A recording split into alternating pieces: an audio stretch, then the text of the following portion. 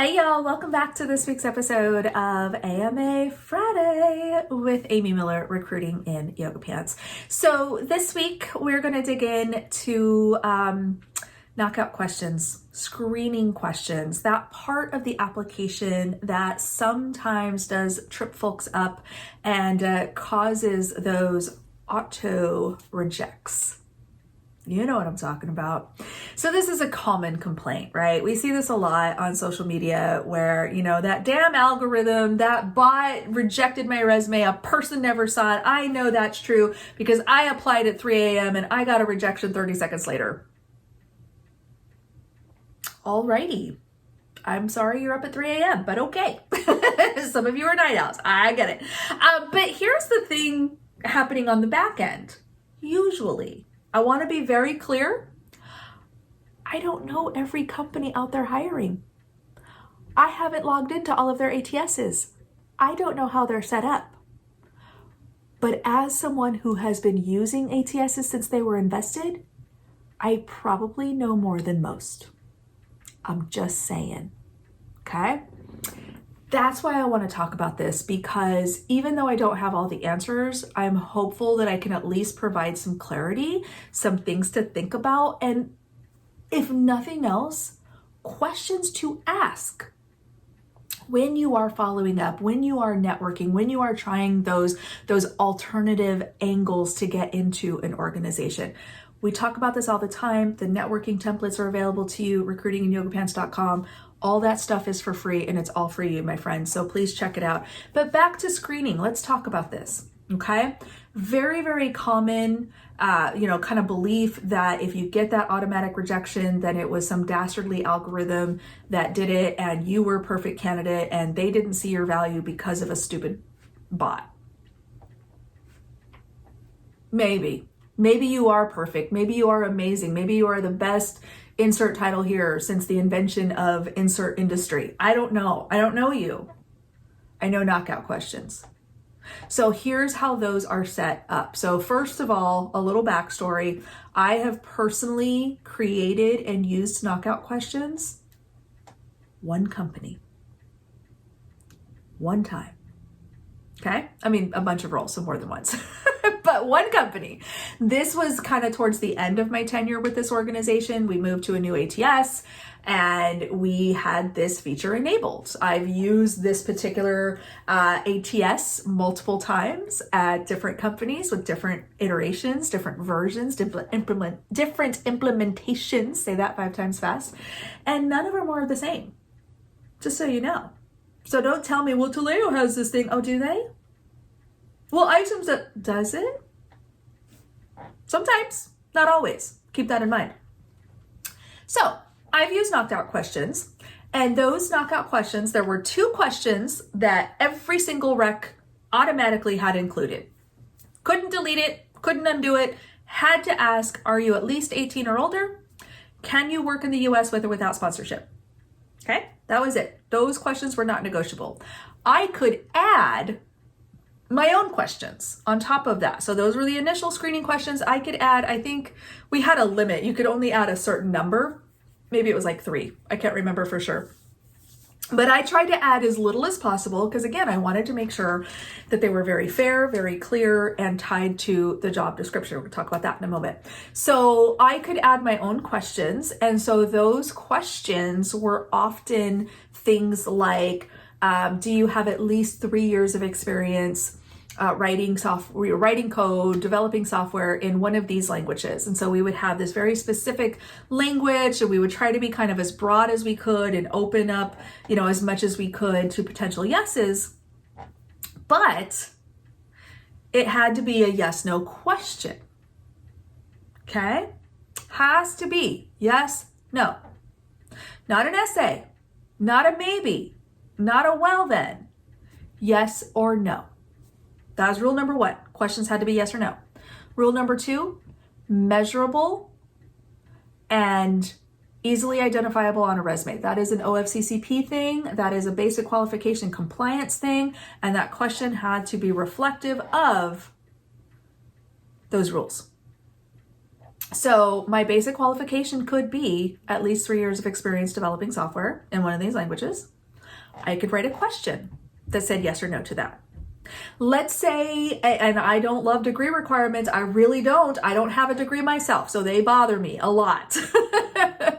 But if for some reason, and let's use student programs as an example. So a student programs hiring is a very specific campus hiring, university hiring, whatever you call it. This is a very specific kind of, hiring that basically one of the criteria is you are graduating from college with a certain kind of, typically a STEM degree, right? For example, maybe program manager, student hiring is a little different. But if I'm hiring folks with a CS degree or a physics degree or, a machine learning or computer science, whatever, I could make that a screening question for student programs. I would not like that to be a screening question on an industry rec, just saying. But so do you see where this is going? And again, this is important because 2 rules.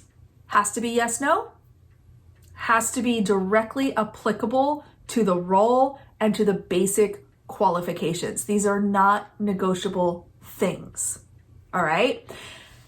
This doesn't mean that every company does it right.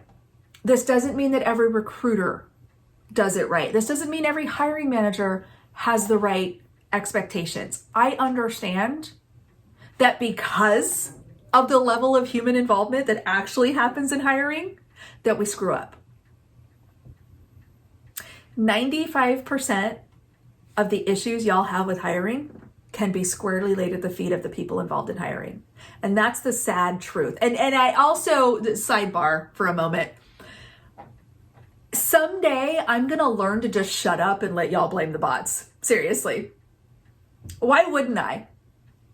Why? Just take a step back for 30 seconds and ask yourself, what does Amy gain by trying to convince us that she or people like her, me, are responsible for these things? Why is that? Why would I do that if it wasn't true? If there really is a big bad algorithm, if there really is a bot, if there really is some kind of non-human intervention thing happening, why wouldn't I just join you and be like, yeah, that system sucks? It's an honestly genuine question because I don't get it. I don't get it. If I could grab onto a scapegoat and ride that puppy all the way, to LinkedIn viral land, why wouldn't I? Maybe I'm just crazy. I don't know. Anyway, enough about that. Get back to the topic. So that is how knockout questions are set up. So now the complaint often is, well, I got this rejection in 30 seconds. Okay, we understand why. You were a no. The decision tree on the back end tells me, the recruiter, when I log in the next morning, here's all the people that have applied. Here's all the people that said no and are now in the disposition status. I can still go look at them. And I often did because sometimes people screw up. They answer the question wrong, or they might be a fit, especially for a senior level role. If I have a senior level role and maybe the question was 5 years of experience and you said no because you only have 4. Okay, fair. You might be great for my other role that doesn't require that seniority. So I want to go get you out of that applicant bucket and put you in a different one and still, hopefully consider you because you're interested, right? Because you applied to my company, so you might be open to having a conversation with me. So they are still very, very visible. We would still go in and spot check regularly. And of course, you would still show up in search if we are now searching the entire database for someone who fits certain criteria. So not all hope is lost. I want to kind of leave you with that for sure. You still exist in the system. You could still get human eyes on you just for a different role. But yes, often it means for that specific position, we can't consider you because you didn't pass the initial screen, right? It's really no different than getting on the phone with you and be like, hey, I have questions for you. Oh, no? Okay, sorry, we can't move forward with this role. It's the same concept. It's just happening electronically. But the person behind the scenes, the recruiter typically, is still kind of making those moves happen and setting up that kind of filter or decision tree that enables the outgoing rejection email to be sent to you. So what is a job seeker to do with that? I think first of all, understand that, the hiring manager set the criteria. Okay. I've never told a hiring manager what to hire. Not in 23 years. I've never been like, no, you can't have that. You can have this instead. Never. I've told them what's possible. I've told them what could go wrong. I've said to many a hiring manager in my 2 decades of doing this work. So what I'm hearing you say is you want someone who has X. And if that person doesn't have X, but has expertise and it's a very closely related field of Y, you don't want to see that person.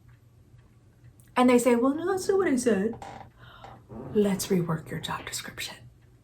Okay, let's ask the right screening questions. Let's set up the right knockout scenarios. So it could be a combination of things. It could be a manager who's completely unreasonable. It could be a recruiter who misinterpreted the manager's needs or didn't have the guts to push back and say, yeah, this is going to cut out a lot of people that you might otherwise like. Let's rethink this. Those are conversations that should happen. Okay. However, it is absolutely possible and probably most likely that the manager does have very specific needs for whatever reason. They get to decide that.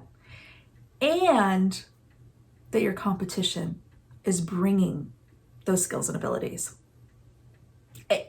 Supply and demand, y'all. That's a big part of this too. So really the takeaway here, most important, I just want you to understand how this stuff kind of works on the back end, what it looks like behind the scenes, and how to navigate it.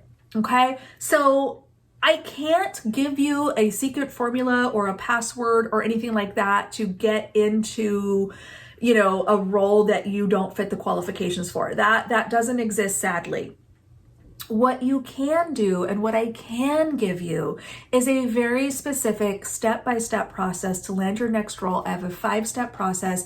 Identify companies and opportunities, apply to roles that you're a fit for, 3-way networking, notify your trusted, closest, friends, advisors, colleagues, former colleagues, do it again. So those 5 steps, I will link to that blog post down below. As always, you can find everything you need to support your job search at recruitinginyogapants.com. Check out the FAQs, the templates, all the things that we have created to help you be more successful. Don't let the algorithm get you down, mostly because it doesn't exist.